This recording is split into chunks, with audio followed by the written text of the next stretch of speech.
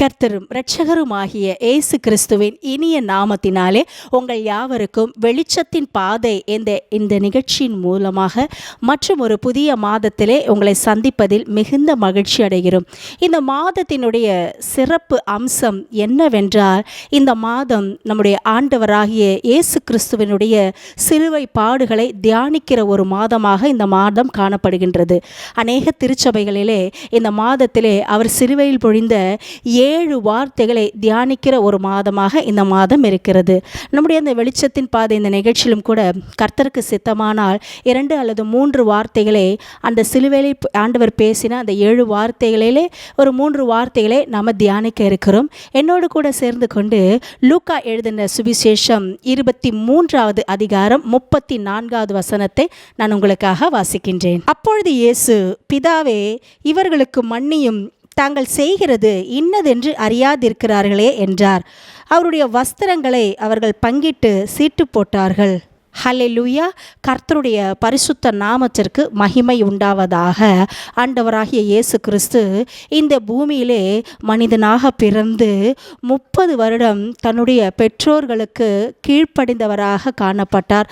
தன்னுடைய சகோதர சகோதரிகளுக்கு ஒரு மூத்த அண்ணனாகவும் தாய்க்கு ஒரு மூத்த மகனாகவும் அந்த குடும்பத்தின் எல்லா காரியங்களும் தன்னுடைய கடமையை அவர் எல்லாவற்றையும் நேர்த்தியாக செய்து இருக்கிற ஒரு நல்ல ஒரு குடும்பத்திலிருந்து பிறந்த ஒரு மனிதனாக தான் அவரை பார்த்திருக்கிறோம். அதற்கு பிறகு 30 வருடத்திற்கு பிறகு அவருக்கு 30 வயது தொடங்கும் பொழுது யோர்தான் நதியிலே யோவான் ஸ்நானகனாலே அவர் ஞானஸ்தானம் பெறுவதற்கு அவர் யோர்தான் நதிக்கு கடந்து போகிறார். யோவான் ஸ்நானகன் மூலமாக அவர் அந்த ஞானஸ்தானத்தை எடுத்து கரையேறின உடனே பரிசுத்த ஆவியானவர் அவர் மேலே வந்து தங்கியிருக்கிறத நம்ம பார்த்துருக்கிறோம். வேதத்தில் பல இடத்துல நம்ம அதை வாசிச்சிருக்கிறோம். அதற்கு பிறகு அவர் 3.5 வருடம் ஆண்டவராக இயேசு கிறிஸ்து பிதாவின் சித்தத்தை அவர் இந்த பூமியிலே அவருடைய ஊழியத்தை அவர் செய்து அவர் இந்த ஊழியத்தின் நிறைவு நாட்கள் நெருங்கும் பொழுது கெத்செமனே தோட்டத்தில் அவர் தனியே போய் தனித்து ஜெபிக்கும் பொழுது கல்லர்களால் அவர் மாட்டிக்கொண்டு என்ன பண்ணுறாங்களாம், அவரை அரெஸ்ட் பண்ணுறாங்க. அடுத்து அந்த தேர்ஸ்டே அந்த வியாழக்கிழமை முழுவதும் பார்த்திங்கன்னா அந்த ஒரு நைட்டு இரவு முழுவதும் அவரை விசாரிக்கிறாங்க. வெள்ளிக்கிழமை அன்னைக்கு அவருக்கு என்ன பண்ணுறாங்க, ஜட்ஜ்மெண்ட் கொடுத்து சிலுவைக்கு நேராக அவரை கொண்டு போடுறாங்க. கொல்கத்தாவில் கொண்டு போயிட்டு அவர் என்ன பண்ணுறாங்க, அவரை சிலுவையில் அடிக்க கொண்டு போயிடுறாங்க. அந்த சிலுவையில் அடித்து அவரை தொங்க விடும் பொழுது அவர் சிலுவையில் தொங்கினவர்களால் அந்த கோர பாடு அனுபவித்தவராய் அந்த கேடு அடைந்தவராய் இருக்கும் பொழுது அவர் 7 வார்த்தைகளை ஆண்டவர் இந்த உலகத்திற்காக அவர் பேசினார். அந்த 7 வார்த்தைகளே முதலாவது வார்த்தை தான், பிதாவே, இவர்களுக்கு மன்னியும், தாங்கள் செய்கிறது இன்னதென்று அறியாதிருக்கிறார்களே என்ற இந்த வார்த்தை. எந்த சூழ்நிலையில் ஆண்டவராகிய இயேசு கிறிஸ்து இந்த வார்த்தை சொல்லுகிறார்? தாங்கள் செய்கிறது அறியாதிருக்கிறார்களே. தலையிலே முள்முடி சூட்டப்பட்டவராக, 2 கைகளிலும் கால்களிலும் ஆணி கடாவப்பட்டவராக, அவருடைய உடல் முழுவதும் இரத்தம், கோர ரத்தம், அந்த கேடடைந்தார் என்று ஏசாயா தீர்க்க தரிசன புத்தகத்தில் எழுதியிருக்கிறது. அவரை விரும்பப்படத்தக்க ஒரு ரூபமே இல்லையா, அந்த கேடடைந்தார் என்று எழுதப்பட்டிருக்கிறது. உடல் முழுவதும் காயங்களும் உழப்பட்ட ஒரு நிலத்தை போல அவர் முதுகெல்லாம் காணப்பட்டதாம். அப்படி ஒரு இரத்த வெள்ளத்திலே அவர் கிடக்கும் பொழுது அவர் பிதாவை நோக்கி சொல்லுகிறார், பிதாவே, இவர்களுக்கு மன்னியும், தாங்கள் செய்கிறது இன்னதென்று அறியாதிருக்கிறார்களே என்று. இந்த வசனத்தை நாம் சாதாரணமாக எடுத்துக்கொள்ள முடியாது. எல்லாராலும் அப்படி மன்னிக்கிற ஒரு இருதயம் இருக்கும் என்று நம்மால் சொல்ல முடியாது. ஏனென்றால் அவர் எப்பேற்பட்ட மக்களுக்காக அந்த நேரத்தில் மன்றாடுகிறார் என்றால், தன்னை சிலுவையில் ஒப்பு கொடுத்தவர்களுக்காக, காரி உமிழ்ந்தவர்களுக்காக, தனக்கு எதிர்க்க நிற்கிற மக்கள் அவரை அந்த சிலுவையில் கடந்து வரும்பொழுது காரி துப்பியிருக்கிறாங்க, தூஷிச்சாங்க, அவரை கேவலமான வார்த்தைகளால் பேசுனாங்க. தேவாலயத்தை இடிச்சிட்டு 3 நாளில் கட்டினன்னு சொன்னவன் இவனையே ரசிக்க முடியல அப்படின்னு எவ்வளோ நிந்தையோ அவமானத்தை அவர் மேலே சுமத்தினது போல அவ்வளவு கேவலமாக அவரை பேசின மனிதர்களுக்காக இவர் ஆண்டவரை நோக்கி, பிதாவை நோக்கி ஜெபிக்கிறார். பிதாவே, இவர்களுக்கு மன்னியும், தாங்கள் செய்கிறது இன்னதென்று அறியாதிருக்கிறார்களே என்று அவர் ஏன் அந்த வார்த்தையை சொல்கிறார் என்றால், அந்த சிலுவையில் கூட அவர் பிதாவை நோக்கி ஜெபிக்கிறவர் ஒரு நபராக தான் அங்கே காணப்பட்டார். அவர்களுக்காக மன்றாடுகிற ஒரு இயேசுவாய் அவர் அந்த இடத்துல காணப்பட்டார். ஆண்டவராகிய இயேசு கிறிஸ்து இந்த பூமியிலே வாழும் பொழுது மார்க் எழுதின சுவிசேஷத்தில் 6வது அதிகாரம் 46வது வசனத்தை நான் வாசிக்கின்றேன். மார்க் எழுதின சுவிசேஷம் 6வது அதிகாரம் 46வது வசனம். அவர் ஜனங்களை அனுப்பிவிட்ட பின்பு ஜெபம் பண்ணும்படி ஒரு மலையின் மேல் ஏறினார். கர்த்தருடைய பரிசுத்த நாமத்திற்கு மகிமை உண்டாவதாக. ஏசப்பா இந்த பூமியில் வாழ்ந்த நாட்களில் எப்பொழுதுமே அவர் ஜெபத்திற்கு மிக முக்கியத்துவம் கொடுக்கிறவராக தான் காணப்பட்டிருக்கிறார். எதை செய்தாலும் பிதாவின் சித்தத்தை செய்து அவருடைய சித்தத்தை கேட்டு செய்கிறவராக தான் இருந்தார். மலை மேலே போய் தனிமையில் நேரம் கெடுக்கும் பொழுதெல்லாம் அதிகமாய் அவர் ஜெபிக்கிற ஒரு நபராக தான் காணப்பட்டார். அவர் என்னென்ன ஜெபிச்சிருக்கிறாரு, யார் யாருக்கெல்லாம் ஜெபிச்சிருக்கிறாரு. அடுத்த நாள் நாயின் ஊருக்கு போக வேண்டும் என்று பிதா அவர் கட்டளையிட்டார்னா அவருக்காக போய் மன்றாடி ஜெபிப்பார். அந்த நாள் ஃபுல்லாக அவருக்காக ஜெபம் பண்ணிட்டு அடுத்த நாள் போய் ஊழியத்தை நிறைவேற்றுகிற ஒரு மனிதராக தான் அவர் காணப்பட்டார். அதுக்கப்புறம் வேறு இடத்துல ஜனங்களுக்கு அற்புதத்தை செய்யணும்னா அதற்காக போய் தனிப்பட்ட விதத்தில் ஜெபம். அப்படி அவருக்கு நேரம் கிடைக்கும் பொழுதெல்லாம் அவர் ஜெபிக்கிற ஒரு நபராக தான் இந்த பூமியில் இருந்தார். 100% அவர் மனிதனாகவும் வாழ்ந்தார். 100க்கு 100% அவர் ஆண்டவராகவே இருந்து செயல்பட்டிருக்கிறார். ஹல்லேலூயா. ஏன் இந்த காரியத்தை சொல்லுகிறேன் என்றால், ஜெபத்தையும் ஆண்டவரையும் பிரிக்கவே முடியாது. அதனால தான் தனக்கு முன் நிற்கிற அந்த மனிதர்களுக்காகவும் அந்த கடைசி நேரத்தில் கூட ஒரு மனுஷன் உயிர் போகிற தருணத்தில் கடைசியாக பேசுகிற வார்த்தை இருக்குது பார்த்தீங்களா, அது ரொம்ப வெளியேற பெற்றதுன்னு சொல்லுவாங்க. பூமியில் வாழ்கிற ஒரு மனுஷனுக்கு அவர் என்ன வார்த்தை பேசுகிறாங்க அப்படின்னு கேட்பாங்க.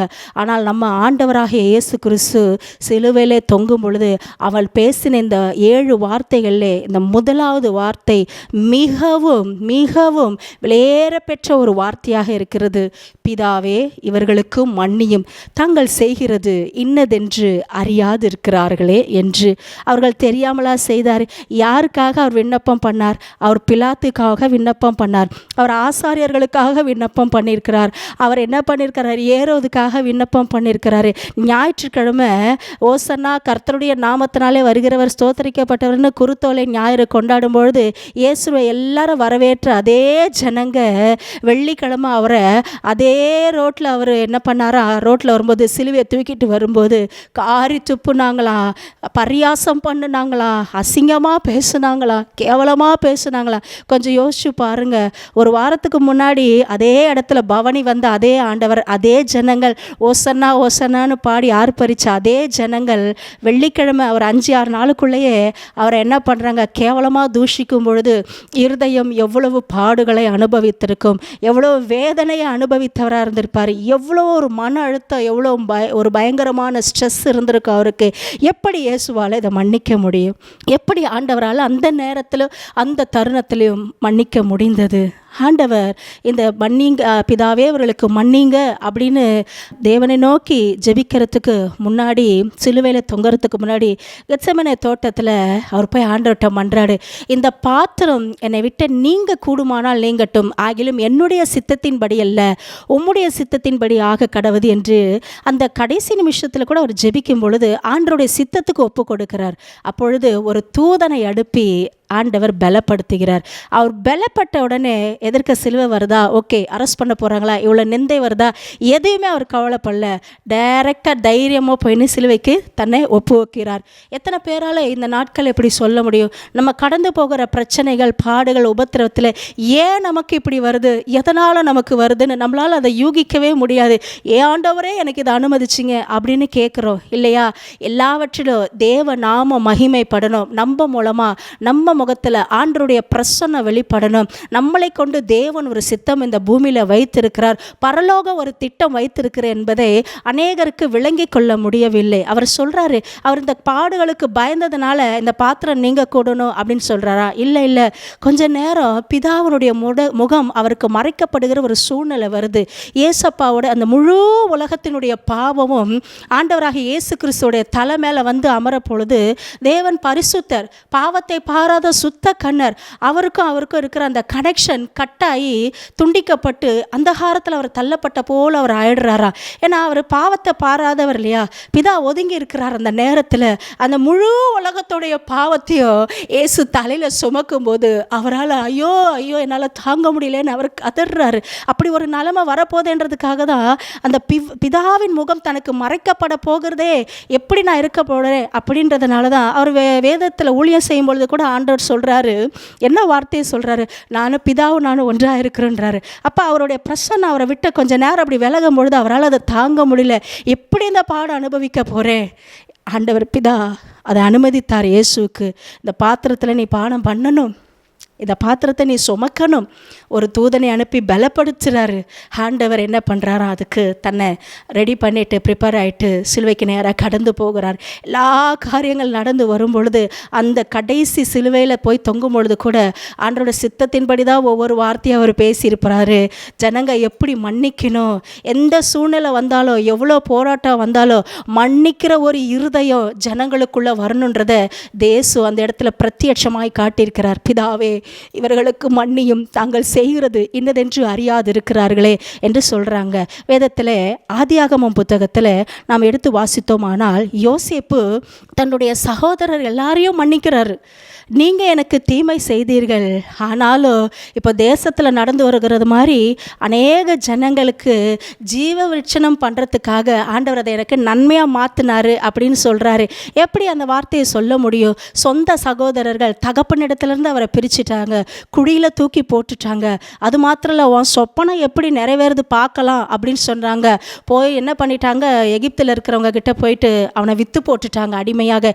இவ்வளோ துரோகம் செய்த சகோதரர்களை இயேசுவால் ஆண்டவரால் மன்னிக்க முடிஞ்சுது. ஹல்லேலூயா.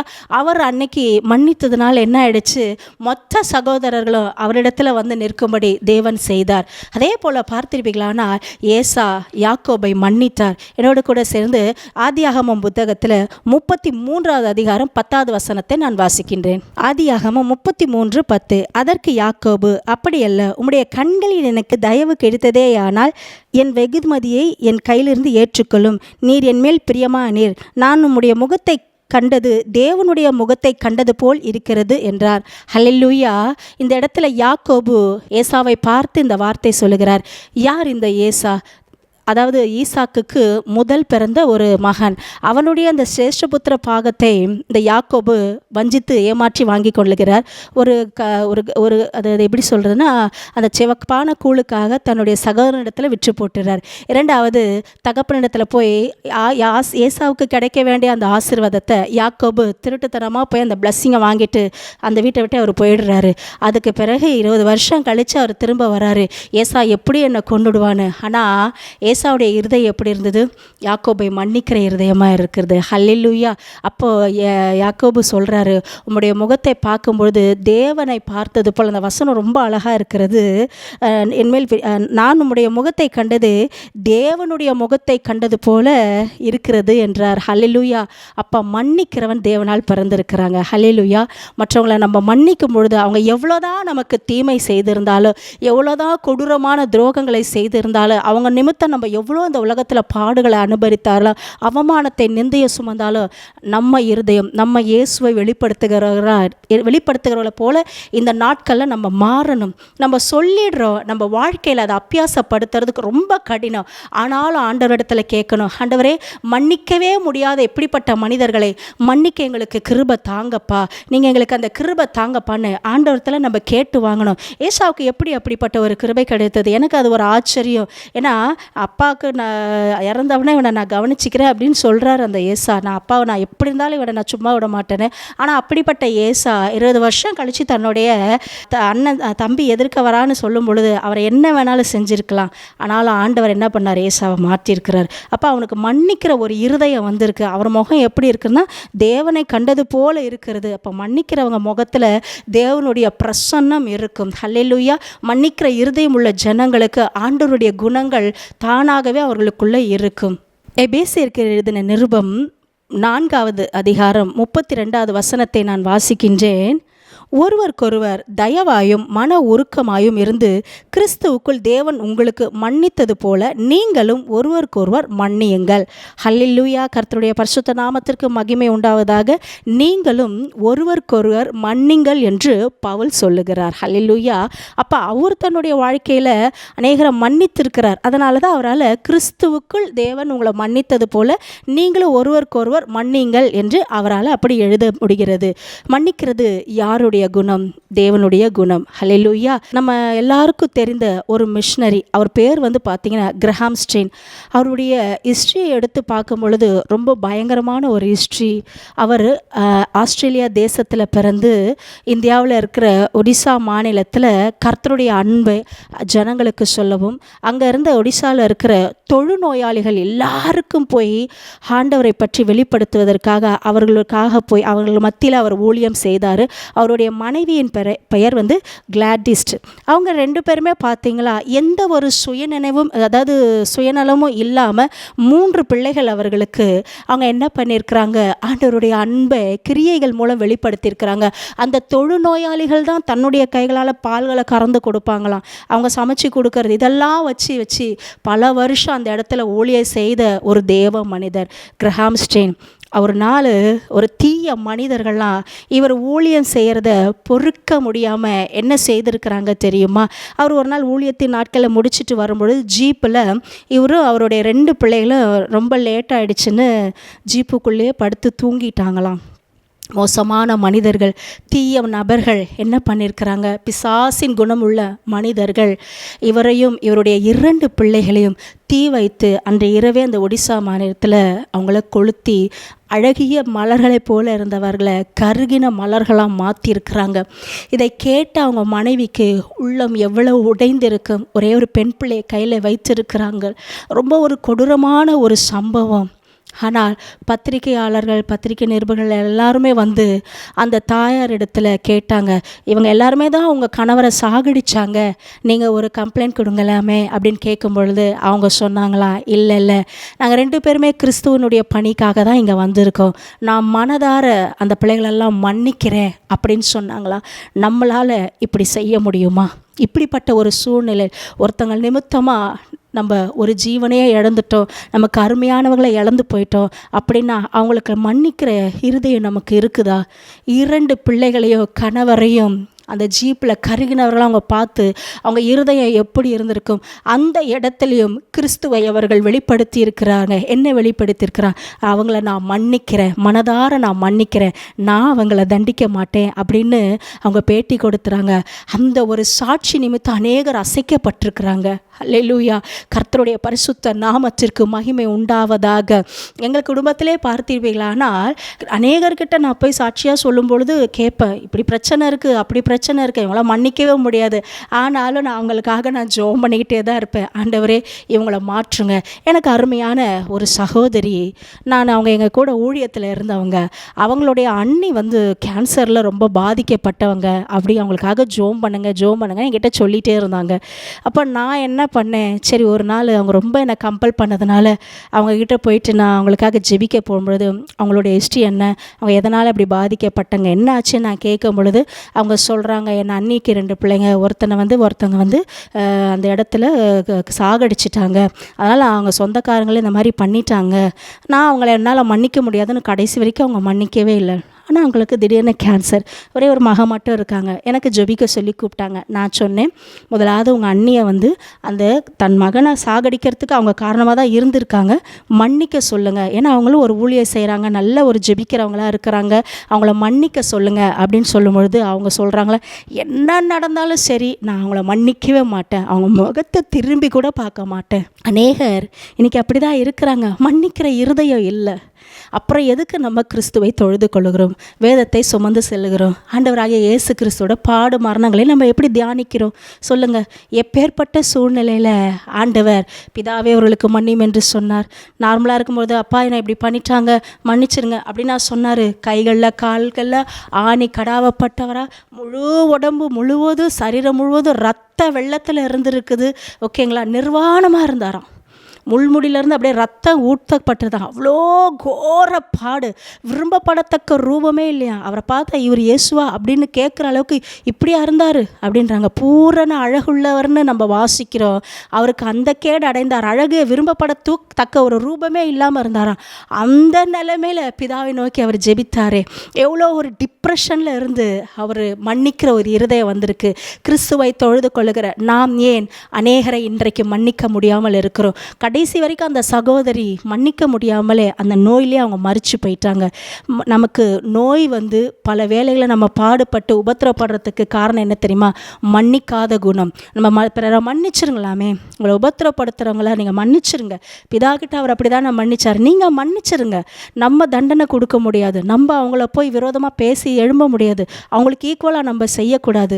நமக்கு பரலோகம் இந்த காரியத்தை அனுமதிச்சிருக்கு. நம்ம இன்னும் மேலே மேலே வளரணும், கர்த்தருக்குள்ளே வளரணும். நம்மளை குறித்து தேவன் ஒரு திட்டம் வைத்தார். அவருடைய சுபாவங்கள், கேரக்டர் நமக்குள்ளே உருவாகணும்னு தான் ஆண்டவர் என்ன பண்ணுறாரு, ஒரு முன்மாதிரியாக அந்த காரியத்தை வைத்துட்டு போயிருக்கிறார். அதை தியானிக்கிற நாம இந்த நாட்களில் பிறரை மன்னிக்கிறவர்களாக இருக்கிறோமா?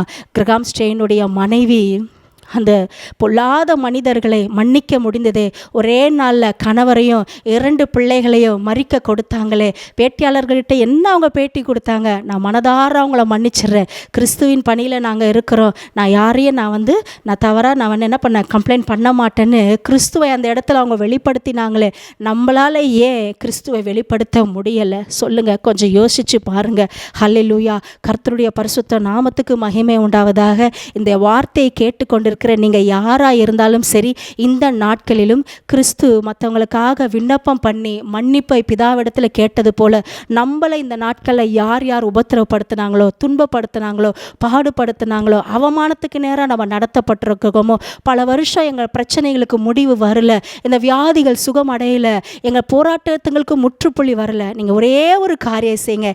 யாரால் இந்த நிந்தையில் நீங்கள் தள்ளப்பட்டீங்க, யாரால் நீங்கள் அவமானப்படுத்தப்பட்டீங்க, யாரால் நீங்கள் காயப்பட்டிருக்கிறீங்க, யாரை உங்களால் மன்னிக்கவே முடியல, இன்னைக்கு ஆண்டவருடைய இந்த கேரக்டரை நம்ம கேட்கலாம். ஆண்டவர் பேசின அதே வார்த்தை போல் நம்ம ஆண்டவரை நோக்கி ஜெபிக்கலாம். பிதாவே, எங்களுக்கு இவங்களாம் இப்படி செஞ்சிட்டாங்க, நாங்கள் மனசார இவங்களை மன்னிச்சிடுறோம் ஆண்டவரே, நீங்கள் மன்னிச்சிருங்க ஆண்டவரே, இனிமேல் இவங்களை குறித்து நாங்கள் எரிச்சல் அடைய மாட்டோம். எனக்கு இந்த வியாதி வந்ததுக்கு காரணம் என்னால் மன்னிக்க முடியாது தான், நான் மனதார இவங்களை மன்னிச்சிடுறேன் ஆண்டவரே. ஒரு கிரஹாம் ஸ்டெயினுடைய மனைவியே உயிர் 3 பேரோடைய பலியாக 3 பேரை ஒரே நாளில் பலி கொடுத்த அந்த தாயாரே என்ன ஆயிட்டாங்க? மன்னிக்கிறேன்ற ஒரு வார்த்தை சொன்னாங்களே. எங்களால் ஏன் மன்னிக்க முடியல? எங்கள் சுயம் இன்னும் உடைக்கப்படல ஆண்டவரே, நாங்கள் மனதார அவங்கள மன்னிச்சிடுறோம் எப்படின்னு நம்ம ஆண்டவருக்கு ஒப்பு கொடுத்து ஏசப்பா செய்த அதே விண்ணப்பத்தை இந்த நாட்களெல்லாம் நம்ம தியானிக்க போகிறோம். உங்களுக்காக நான் ஜெபிக்க இருக்கிறேன். கண்களை மூடி நம்ம ஜெபிக்கலாமா? எங்கள் அன்பின் பரலோக பிதாவே, அப்பா, நல்ல இந்த வேலைக்காக உம்மை துதிக்கிறோம், ஸ்தோத்தரிக்கிறோம். ஆண்டவராகிய இயேசு கிறிஸ்து சிலுவையிலே அந்த கேடு அடைந்தார் என்று நாங்கள் வாசிக்கிறோம். அவர் சிலுவையிலே தொங்கின போது 7 வார்த்தைகளை அவர் பேசினாரே. அதில் முதலாவது வார்த்தை தான், பிதாவே, இவர்களுக்கு மன்னியும், தாங்கள் செய்கிறது இன்னதென்று அறியாதிருக்கிறார்களே என்ற இந்த வார்த்தை அவர் பேசும் பொழுது எவ்வளோ ஒரு கோரமான ஒரு நிலைமையில இருந்து மற்றவர்களை மன்னிக்கிறவராகவும் மற்றவர்களுக்காக விண்ணப்பம் பண்ணுகிறவராகவும் இருந்தாரே. அதே போல் ஆண்டவரே, ஒரு கிரஹாம் ஸ்டெயினுடைய மனைவி ஆண்டவரே கணவனையும் 2 பிள்ளைகளையும் ஆண்டவரே மறிக்க கொடுத்த தருவாயில் கூட பேட்டியாளர்களுக்கு அவங்க என்ன சொன்னாங்க? நான் அவர்களை மன்னிக்கிறேன்னு சொன்னாங்களே. ஆண்டவரே, உம்மை போல ஆண்டவரே, உம்மை இன்னும் பிரதிபலிக்கிறவர்கள் அநேகர் இன்னும் இந்த உலகத்தில் வாழ்ந்து கொண்டு இருக்கிறாங்க. நாங்கள் இன்னும் யாரெல்லாம் எங்கள் வாழ்க்கையில் மன்னிக்க முடியாமல் இருக்கிறோமோ ஆண்டவரே, உமக்கு பிரியமில்லாமல் உம்முடைய சித்தத்தை செய்யாமல் நாங்கள் மன்னிக்க முடியாது என்று நாங்கள் எங்களை நாங்களே ஏமாற்றி கொண்டு எங்கள் சுய நீதியில் நின்றிருந்தால் ஒரு விஷயம் எங்களை மன்னித்து அநேகரை மன்னிக்கிற இருதயத்தை எங்களுக்கு தாங்கப்பா. உங்களுடைய அந்த சுபாவம் எங்களுக்கு வேண்டும் ஆண்டவரே. உம்மை போல நாங்கள் மாறணும், உங்களை போல மற்றவர்களுக்காக நாங்கள் விண்ணப்பம் பண்ணணும். கடைசி நேரத்தில் எவ்வளோ எங்களை டார்ச்சர் பண்ணுறவங்களா இருந்தாலும் பரவாயில்ல, துன்புறுத்தவர்களாக இருந்தாலும் பரவாயில்ல, அவர்கள் நிமித்தம் எங்கள் வாழ்க்கையே பறிபோகிறதா இருந்தாலும் ஆண்டவரே, நாங்கள் அப்படிப்பட்ட சூழ்நிலை சூழ்நிலையில் தள்ளப்பட்டவர்களாக இருந்தாலும் ஆண்டவரே நீங்கள் எங்களுக்காக ஒரு விசை ஆண்டவரே மன்னிக்கும்படி நாங்கள் செபிக்கிறேன். நாங்கள் அவர்களை மன்னிக்கிறோம் ஆண்டவரே. நீங்கள் எங்கள் பாவங்களை மன்னிச்சிருங்க ஆண்டவரே. இனி உம்மை நாங்கள் பலிக்கிறவராக இந்த உலகத்திலே நாங்கள் வாழணும் ஆண்டவரே. உம்மை சுமந்து கொண்டு போகிறவர்களாய் மாறணும். உம்முடைய சித்தத்தை இந்த பூமியிலே நிறைவேற்றுகிறவர்களாய் எங்களை மாற்றும்படி நாங்கள் செபிக்கிறோம். இந்த சிலுவை தியானத்தின் நேரத்தில் பிதாவை நோக்கி நீர் பேசின அந்த வார்த்தை எங்கள் வாழ்க்கையில் நாங்களும் இனிமேல் அப்பியாசப்படுத்த நாங்கள் விரும்புகிறோம். நாங்கள் யாரெல்லாம் எங்களால் மன்னிக்க முடியலையோ அப்பா உங்கள் நாமத்தினாலே நாங்கள் அவர்களை மன்னிச்சிடுறோம். கர்த்தர் இனிமேல் ஆண்டவரை எங்களை நீர் வழி நடத்துங்க. உங்கள் சித்தப்படியான ஒரு வாழ்க்கை இந்த பூமியில் வாழ எங்களை ஒப்புக் கொடுக்கிறோம். ஏசு கிறிஸ்துவின் மூலம் ஜெபத்தை ஏறெடுக்கிறோம் எங்கள் நல்ல அருமை பிதாவே, ஆமென். என் அன்புக்குரியவர்களே, ஆண்டவர் இயேசு கிறிஸ்து சிலுவையில் பேசின இந்த முதலாவது வார்த்தை நிச்சயமாக மன்னிப்பை நமக்கும் கொண்டு வந்திருக்கிறது. நாம் யாரையெல்லாம் மன்னிக்க முடியாமல் இருக்கிறோமோ அவர்களையும் மன்னிக்கிற ஒரு இருதயமாக நம்ம இருதயத்தை கர்த்தர் நிச்சயம் மாற்றியிருப்பார் என்று நான் விசுவாசிக்கிறேன். கர்த்தர் தாமே உங்களை ஆசீர்வதிப்பாராக. God bless you.